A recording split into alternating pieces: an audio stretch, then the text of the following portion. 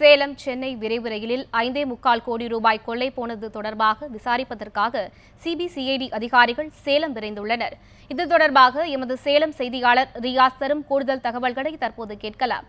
ரியாஸ், ரயில் கொள்ளை தொடர்பாக விசாரிக்கும் சிபிசிஐடி குழுவில் எத்தனை அதிகாரிகள் இடம்பெற்றுள்ளனர்? இவர்கள் எப்போது விசாரணையை தொடங்க உள்ளனர்? அது பற்றிய கூடுதல் தகவல்களை சொல்லுங்கள். வணக்கம் லலிதா. அதாவது சேலத்திலிருந்து சென்னை போன இந்த ரயிலில் நடைபெற்ற இந்த கொள்ளை சம்பவம் தொடர்பாக முதல்ல ரயில்வே போலீசாரும் தமிழக போலீசாரும் விசாரணை துவங்கினாங்க.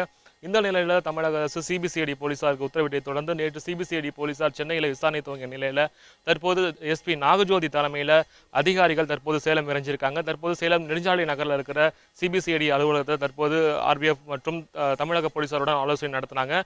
இந்த சிபிசிஐடி போலீசார் குழுவில் டிஎஸ்பி நாகஜோதி தலைமையில் ஒரு ஏடிஎஸ்பி, 4 டிஎஸ்பிகள் மற்றும் 12 காவல் ஆய்வாளர்கள் அடங்கிய குழு அமைக்கப்பட்டிருக்கு. இந்த குழுவானது தற்போது சேலம் ரயில் நிலையம் மற்றும் இங்க இருக்கிற வங்கி ஊழியர்கள், அதே போல சுமைத்துக்கும் ஊழியர்கள், ரயில்வே ஊழியர்கள் ஆகியோருடன் விசாரணை நடத்த உள்ளதாக தகவல் கிடைச்சிருக்கு.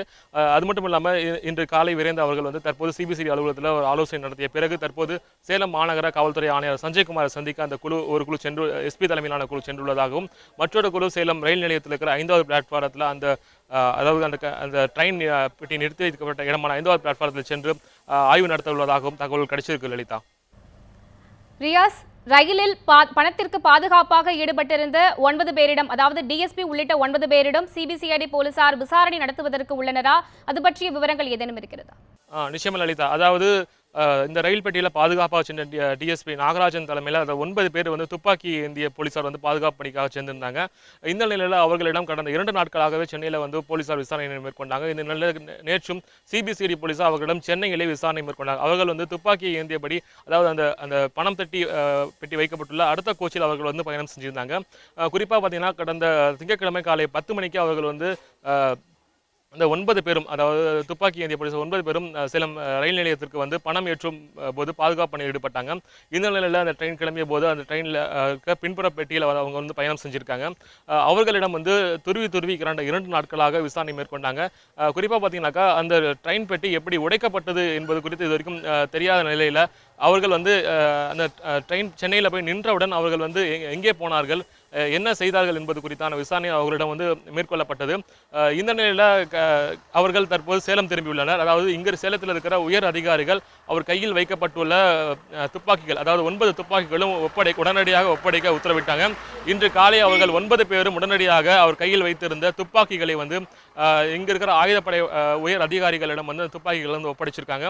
இந்த நிலையில் சேலம் காவல்துறை துணை ஆணையாளர் அவர் தலைமையில் அவர்களிடம் விசாரணை மேற்கொண்டிருக்காங்க. இந்த குழுவில் பார்த்தீங்கன்னாக்கா டிஎஸ்பி நாகராஜன் மற்றும் இன்ஸ்பெக்டர் கோபி மற்றும் ஆனந்த் சப் இன்ஸ்பெக்டர் மற்றும் ஏட்டு சுப்பிரமணி, கணேசன் உள்ளிட்ட 9 பேரிடம் இன்று விசாரணை மேற்கொள்ளப்படுகிறது. இந்த விசாரணையில் ஒருவேளை அவர்களுக்கு உரிய பதில் கிடைக்கவில்லை என்றால் அவர்களை பணி நீக்கம் உள்ளிட்ட நடவடிக்கைகள் மேற்கொள்ளலாம் தகவல் கிடைச்சிருக்கு.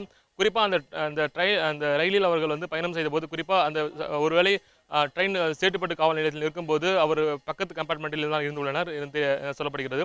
அந்த நேரத்தில் அவர்கள் ட்ரெயினில் தூங்கிவிட்டார்களா, அந்த மேற்கூரையை பிரிக்கும் போது ஏதேனும் சட்டம் கேட்கவில்லையா என்பது குறித்தான பல்வேறு கேள்விகள் அவர்களிடம் விசாரணை மேற்கொள்வாங்க. தொடர்ந்து தற்போது அவர்கள் சேலத்தில் உள்ள நிலையில் காவல் உதவி ஆணையாளர் விசாரணை மேற்கொண்டார். ஏற்கனவே சிபிசிஐடி போலீசார் அவர்களிடம் சென்னையிலே நேற்று விசாரணை மேற்கொண்டிருக்காங்க. இந்த நிலையில் அவர்கள் இன்று சேலத்துக்கு திரும்பியிருக்காங்க. இந்த நிலையில் அவர்களிடமும் இந்த விசாரணை நடைபெற்று வருகிறது. லலிதா.